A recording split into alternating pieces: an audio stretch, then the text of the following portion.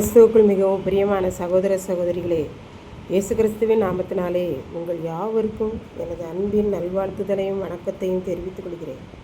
இன்றைய பகலின் குளிர்ச்சியான நாளின் தியான வசனம் நெகேமியா 5ஆம் அதிகாரம் 11ஆம் வசனம். நீங்கள் இன்றைக்கு அவர்களிடத்தில் தண்டி வருகிற வட்டியையும் அவர்களுக்கு திரும்ப கொடுத்து விடுங்கள் என்றேன். நெகேமியா எருசலேமில் யூத பிரபுக்கள் அதிகாரிகளிடம், நீங்கள் உங்களை சேர்ந்த யூதர்களுக்கு தானியமும் பணமும் கடனாக கொடுத்துவிட்டு அதை அடைக்க அவர்களுக்கு நிர்வாகம் இல்லாத போது வட்டியை வாங்குகிறீர்கள்.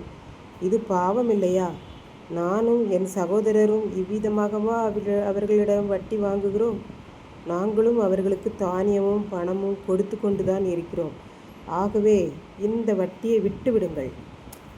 நீங்கள் இன்றைக்கு அவர்கள் நிலங்களையும் அவர்கள் திராட்சை தோட்டங்களையும் அவர்கள் ஒலிவ தோப்புகளையும் அவர்கள் வீடுகளையும் நீங்கள் அவர்களுக்கு கொடுத்த பணத்திலும் தானியத்திலும் திராட்சை ரசத்திலும் எண்ணெயிலும் 100% வீதமாக அவர்களிடத்தில் தண்டி வருகிற வட்டியை திரும்ப கொடுத்து விடுங்கள் என்று நெகேமியா கூறுகிறார். தண்டி வருகிற என்றால் கட்டாயமாக வசூலிக்கப்படுகிற வட்டி என்று பொருள். இப்படி அவர்கள் தங்களை சேர்ந்த கஷ்டப்பட்ட யூதர்களிடம் 100% கட்டாய வட்டியை வசூலித்தார்கள் என்று பார்க்கின்றோம். நெகேமியா சொல்லுகிறார், இந்த வட்டியையும் நீங்கள் வாங்கக்கூடாது என்று கூறுகிறார். இதை கேட்ட யூத பிரபுக்களும் அதிகாரிகளும், நாங்கள் அவர்களிடம் வாங்கிய வட்டியை திரும்ப கொடுத்து விடுவோம், இனி நாங்கள் வட்டியை வாங்க மாட்டோம் என்று நெகேமியாவிடம் கூறினார்கள். அதனால் நெகேமியா அன்றைக்கே அவர்களிடம் ஆணையிடுவித்து கொண்டான். அவர்களும், நாங்கள் இன்றைக்கே வாங்கிய வட்டியை கொடுத்து விடுவோம், இனி அவர்களிடம் நாங்கள் வாங்கவே மாட்டோம் என்றார்கள். இப்படித்தான் ஒரு வாலிப மகள் ஒரு ஜெப கூடுகையில் இருந்தாள். அவள் ஜெபிப்பதற்காக அங்கே சென்றாள். அந்த கூடுகையில் ஒருவர் பேசினார், இந்திய மிஷனரி சங்கத்தில் ஊழியம் செய்ய நிறைய ஊழியர்கள் தேவை. நீங்கள் யார் வேண்டுமானாலும் வரலாம். வாலிபர்களெல்லாம் நான் திருமணம் நடக்கும் வரையிலும் ஊழியம் செய்வேன் என்று பொருத்தனை பண்ணலாம். இப்படி ஒரு வருடம் கூட IMSல் ஊழியம் செய்யலாம் என்று கூறிவிட்டு ஜெபிக்க சொன்னார். ஜெப வேளையில் இந்த வாலிப மகள் பின்வருமாறு ஜெபித்தாள்.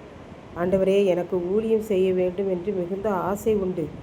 ஆனால் நான் இன்றைக்கு ஊழியம் செய்ய என்னை உமக்கு அர்ப்பணிக்க மாட்டேன். எனக்கு திருமணமாகி குழந்தைகள் பிறந்து அந்த குழந்தைகள் திருமணமான பின் தான் நான் ஊழியத்திற்கு வருகிறேன் ஆண்டவரே என்று சொல்லி அவள் ஜெபித்தாள். அதற்கு ஆண்டவர் அவளிடம் சொன்னார், இன்றைக்கு உன்னை எனக்கு கொடு, நாளைக்கு நீ எப்படி இருப்பாய் என்பது உனக்கு தெரியாது மகளே. முதலில் உன்னை எனக்கு தா. நான் உன்னை மாத்திரமல்ல, உன்னை திருமணம் செய்கிற கணவர் பிள்ளைகள் என்று எல்லாரையும் ஆசீர்வதிப்பேன் என்றார். எத்தனை உண்மை என்று பாருங்கள். இதை கேட்டுக்கொண்டிருக்கும் எனக்கன்பானவர்களே, அன்றைக்கு நெகேமியா இப்படித்தான், இன்றைக்கே நீங்கள் வட்டி வாங்கியதை விட்டு விடுங்கள், வாங்கிய வட்டியை திரும்ப கொடுத்து விடுங்கள் என்கிறார். நாமும் இந்த குணமுடையவர்களாய் இருந்தால் ஒரு நிமிடம் யோசித்து பார்த்து வட்டி வாங்குதலை விட்டு விடுவோமாக என்று இயேசு நம்மோடு பேசுகிறார். ஆகவே மனுஷராகிய நாம் பிற மனுஷருடைய கடின உழைப்பில் வாழாதபடி நம்முடைய உழைப்பில் வாழ இன்றைக்கே நம்மை அர்ப்பணிப்போம். கர்த்தர் தாமே இந்த வார்த்தைகளை ஆசீர்வதிப்பாராக. ஆமென். ஜெபம். அன்பின் ஆண்டவரே, இந்த அருமையான நல்ல நாளுக்காக நன்றியோடு ஸ்தோத்திரிக்கிறேன். இப்பொழுதும் இந்த வார்த்தைகளை கேட்டுக்கொண்டிருக்கிற ஒவ்வொரு பிள்ளைகளும் வட்டி வாங்காதவர்களாகவும் வாங்கிய வட்டியை திரும்ப கொடுக்கிறவர்களாகவும் இருக்க அருள் புரியும். மீட்பர் இயேசு கிறிஸ்துவின் நாமத்திலே தாழ்மையோடு வேண்டிக் கொள்கிறேன் பிதாவே.